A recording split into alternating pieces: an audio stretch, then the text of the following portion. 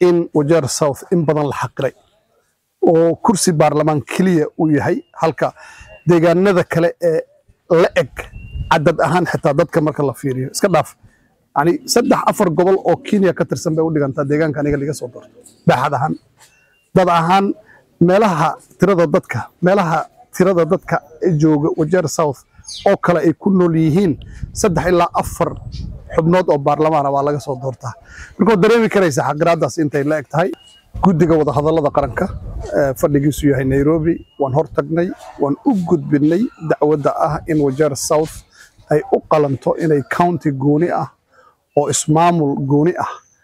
ay u qalanto waan u gudbinay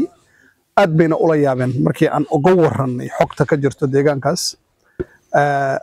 22,000 oo kilomitir oo isku wareeg ah oo degan yihiin 350,000 oo qof ugu yaraan oo hal qof oo xildhibaana uu ka soo galayo oo dareemi karaysa marka mar walba oo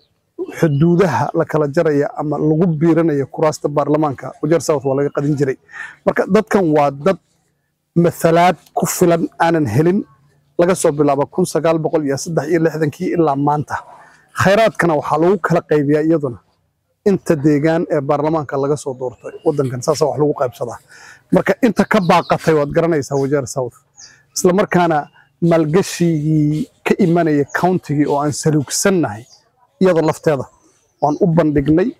مركا إن مامولكي نوسو لويو تدكي Wajeer South